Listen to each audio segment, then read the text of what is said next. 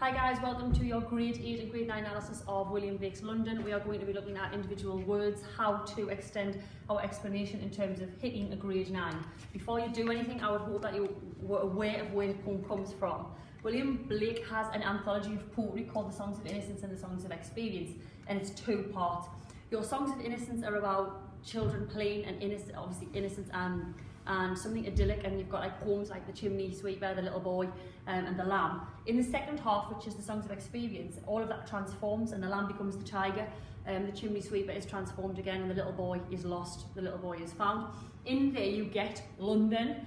Therefore we have a world associated with death, we have a world where authority is restrictive. London actually metaphorically represents the fallen world. It's not literally about the capital city. And the fallen world to William Blake is where we are so repressed that we have no thought for ourselves and we have no imagination because of the powers that be. One of the big extended metaphors throughout the poem is the mind-forged manacles, and that we're going to do that in a lot of detail, but again it's this idea that we are void of thought and the only thought we have is somebody else's. As the poem goes, we see that the capital city is crawling with many weaknesses. Cries of people, we get the chimney sweeper's cry, we get the harlot's curse, and he uses a lot of awful sound imagery throughout. And what we see is that your songs of innocence, the person of that becomes experienced because of life, is really stuck. When we go further, as I say, your innocence is challenged, and the fact, unfortunately for us, is that the people in the poem refuse to question authority. So the hapless soldier is hapless because he does nothing about it. The chimney sweeper can't do anything about it because they're a child. The harlot is a prostitute. Again, there's no challenging of authority, and therefore everybody is controlled. The first quote I'm going to start with is Chartered Street, near where the chartered Thames does flow. Now, every kid in England is probably going to do the adjective chartered, so we need a judicious explanation that makes us better. Now, what we want to do, if we can, is try literal. I always try to get my students to go literal, metaphorical and symbolical, which is extended. Now, charter, by very definition, is a written document issued by an authority figure. So straight away we've got that link to the Chartered Street and the Chartered Thames are refined by an authority figure, in this instance the government.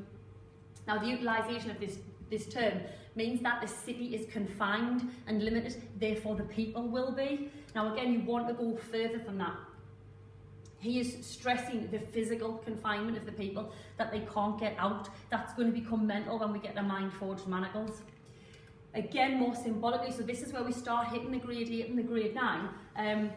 The Thames does flow. If you start thinking about the action of flowing, to flow, the verb flow, then what we've got then is injustice running throughout the city, through one of the most famous landmarks. And the connotation of that is that if the water is polluted with something unjust, then it almost sounds like it's a disease. Everybody's going to be accessing water, so again it becomes everybody's affected, which links you links you to the end where the plague is. So we've got this idea of disease from the very get-go. Sorry, I've gone too fast there. The next one is marked in every face I meet, marks of weakness, marks of woe. Again, simple, what can we say about it? We want to start thinking about mark. Now again, more literally, he observes a mark on everybody he sees on their faces. Now obviously that is something sad, given, but again you want to go further. So everybody's tired, everybody's worn out, everybody's hurt, everybody's blemished. A mark, as I say, is something that is tarnished, something that is ruined, and William Blake sees it on people's face. What students feel to write about is it's imaginary, they aren't actually marked. So then when we've got an imaginary mark, is it actually William Blake that has made up these blemishes himself because he feels conflicted by authority and he is anti-establishment? Now this is where you can totally disagree with me and scrap it if you want, but I think this is where you're going to start hitting me a 9. The word mark is one of the Gospels in the Bible. Now, William Blake is anti-religion. He hates established religions. This is not an accident. Now, in the Gospel of Mark, it details the journey of Jesus from birth to death. Now, as the speaker, William Blake claims that every face is marked. Again, is this a reference to established religion? That we in society at the time, the 1800s, have been marked by established religion, not just the government and the palace, but also that. I think that that's an original idea that you can get in there. And what that then does is solidifies the woe and the weakness of the people, that religion is ruining them. And we're going to see that when the chimney sweeper has to answer to the church. Massive quote again, arguably not a judicious reference, but what can we see about it that then makes it judicious? Obviously, it's a metaphor, very simple. Manacles are handcuffs and restraints. So again, we've actually got a symbol of entrapment. Trapped by authority, we've got that. But actually, what you want to do is link them together in a lexical or a semantic field there. Manacles and charted, and this as this idea that they're physically confined, but now also their thoughts are, which links you back to what I said about William Wordsworth. He thought that we didn't have a thought of our own and that we wouldn't challenge authority. And that shows us that actually mentally we're trapped as well as physically and spiritually. Again, when we're talking about the marks on people's faces, the shackles are imaginary, you can't see them. So again, because he can't see them, it becomes something like a disease that we are plagued by other people's ideas because we perhaps haven't got the independence to question. If we want to go to your context, which is probably for your higher grade students, then again, songs of innocence and songs of experience. Now, in Songs of Innocence, and we're going to Rousseau and the Blank Slate. If you haven't done that, please check one of my other videos. Essentially, Rousseau believed that we were born blank, and what happened to us as a child would result in who we became. William Blake agrees with that, and he believes that a child is reliant on any information that they receive from an adult. You can see where this is going to link us to the children that are mentioned in stanza 3.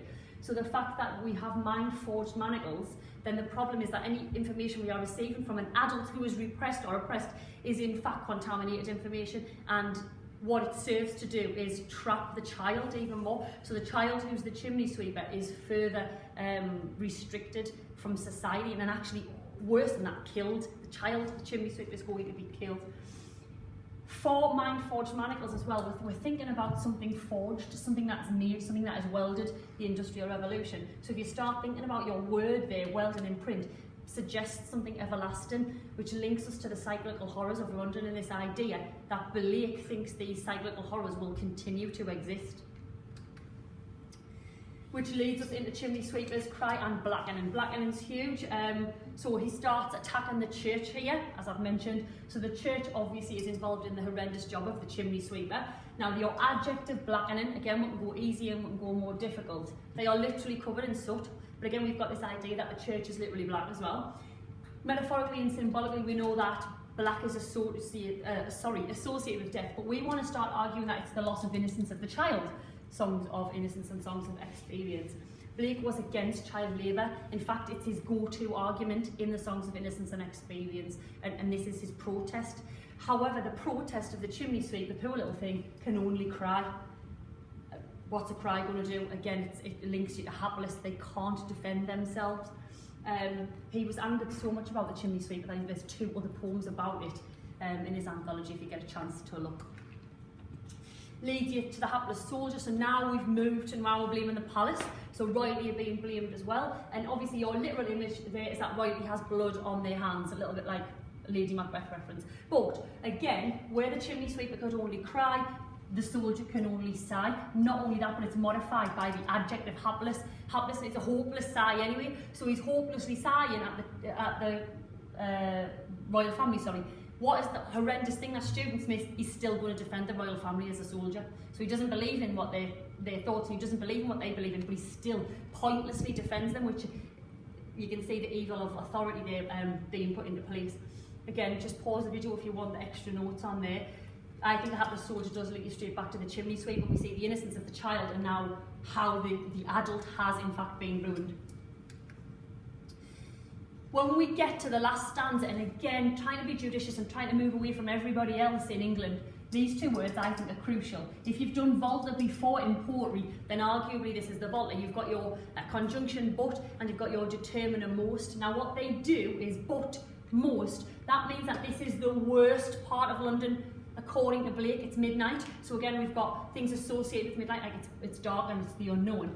And it heightens the idea that actually, as the poem has progressed, the suffering worsens. And at the end, he links our child and our adult together in a horrendous image of the prostitute and the baby. So this is the whole of the stanza. Obviously, we're going to pick out individual words. Straight off, if you're not very good at poetry, it's disturbing and emotive. The baby is born into a world of a prostitute. Not only that, the baby's crying and the baby is cursed and blasted. Curse obviously can mean two things. So there's again your explanation. It can mean to swear, it can mean to curse, as in you're going to go to hell. Blast is a massive word for us here, guys, and if you've got that plosive B sound, it sounds more violent. And look, it means to attack or to assault. This is a newborn that is being attacked and assaulted by his mother. So again, you've got a horrendous notion of innocence as being the Rousseau of the blank slate that I mentioned. The innocence of the child is being destroyed, so that when they grow up, they're no better off. Perhaps the child is going to grow up to be a prostitute. Obviously, we want to do blight and we want to do plague. Blight, noun, describes a kind of barrenness, that something's not there. But it almost contrasts plague. Plague is obviously a disease. Blight can mean as well, rather than emptiness, it can also mean on the flip side something ruined.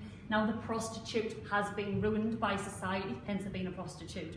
Marriage is ruined by the prostitute because it links to death. And then the child is also ruined by the prostitute. So actually what we have there is the plague in this instance is that everybody's been affected by the notion of this job, which is obviously the harlot. And worse than that, I think, is that she's young. So again, you've got the songs of innocence being really shown there. What has happened to the innocent girl is this awful notion that she doesn't know how to treat the child. She obviously treats the child like that because of her own horrendous life experience. Big oxymoron to finish. Now, it's a simple oxymoron. The harlot has destroyed the institution of marriage, obviously, because she's plagued it. But again, we want to go better. I think you need to link plague to blackening from earlier on, the blackening church. Why? The Black Death. The Black Death was incurable at the time, and it's infectious. If it's infectious, it means it's being spread. So again, this massive image to finish with suggests that it's ongoing, which is William Blake's point in his argument about the government, and if they don't change society for the better, then we're almost stuck. Black, we know, is synonymous with death. Guys, if you're going to turn off because you're bored, don't. You need this, because black is in a lot of our poems. It's in the prelude as well. If you go back to the meaning of black in terms of the Middle Ages, it is synonymous with solemnity and authority, exactly what William Blake's point is. So instead of sounding like every other Tom, Dick and Harry in England, black's synonymous with death, we've got a better explanation. Because it's linked to authority, then actually what happens here is this is the abuse of authority. That colour shows us that authority is being abused. The blackening church, they have abused their authority, and the establishment, William Blake is pointing that out. And as I said, the disease is so infectious, but remember it's metaphorical here, that it's inequality and injustice that is actually spreading through the city of London, rather than a literal plague, if that makes sense. I hope this has been useful. There's a lot in there. Please go back, pause the video when necessary. Go to my YouTube channel for anything else. It's Stacey Ray, and massive good luck in your English literature exam.